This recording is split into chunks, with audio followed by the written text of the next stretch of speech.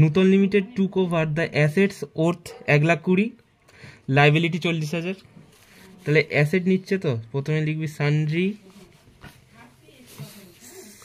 Assets account debit, sundry assets account debit, asset হচ্ছে 1,20,000 আর liability বলছে 40,000, তাহলে টু লাইবিলিটিস অ্যাকাউন্ট, লাইবিলিটি হচ্ছে 40,000। তারপর এবার যদি আর কিছু না বলে দিত, তাহলে 1,20,000 অ্যাসেট, 40,000 বাকি ক্রেডিটে যে 80,000 বসতো, ওইটা আমাকে দিতে হতো অতুল লিমিটেডকে, কারণ অতুল লিমিটেড থেকে আমি কিনছি। এবার বলে দিয়েছে এখানে অতুল লিমিটেড টাকা দিতে হবে, অতুল লিমিটেডকে 10,80,000 পারচেস কনসিডারেশনের অ্যামাউন্ট বলে দিয়েছে। তাহলে লিখতে হবে টু অতুল লিমিটেড অ্যাকাউন্ট 10,80,000। এবার দেখ 10,80,000 আর 40,000, তাহলে 10,48,000 বলছে 11,20,000। 11,20,000 থেকে তোর 1,20,000 তোর যদি বিয়োগ করে দিস,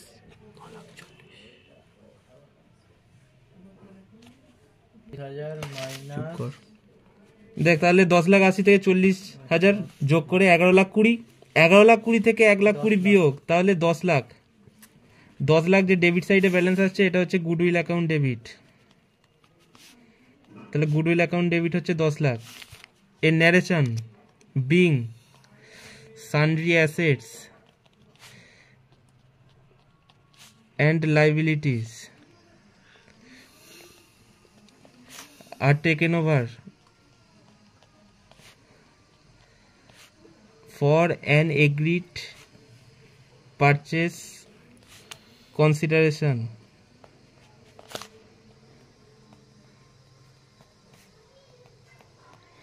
তারপরের জার্নালটা দেখ, তাহলে অতুল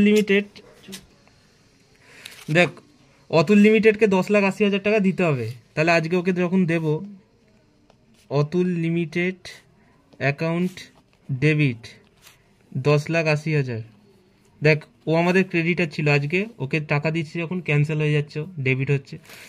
এবার এই 10,80,000 টাকা তো দেওয়ার ক্ষেত্রে বলেছে প্রথমে পুরো টাকাটাই দিয়ে দিতে হবে তোর ডিবেঞ্চার ইস্যু করে, কারণ হচ্ছে ব্যাংকে কোনো টাকা দিতে বলেনি ব্যাংকের মাধ্যমে।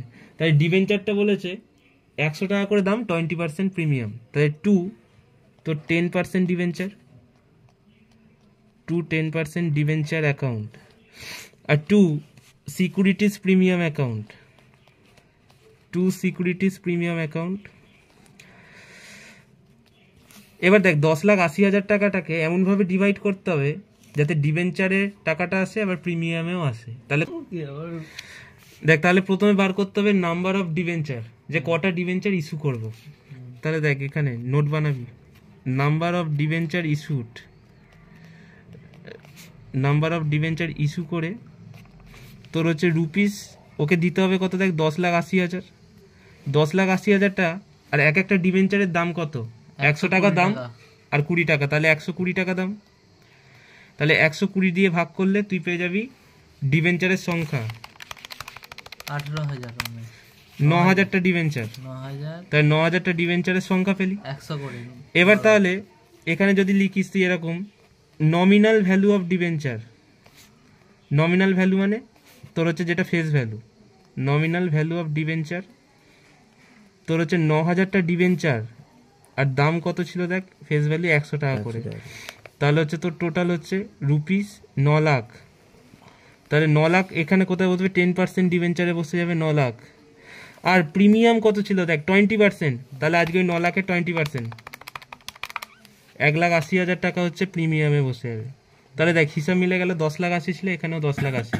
এবার হচ্ছে এটার ন্যারেশন বিং তোর কটা ডিবেঞ্চার দেখ সংখ্যা 9,000, তাহলে 9,000, 10% debenture, being 9,000, 10% debenture issued for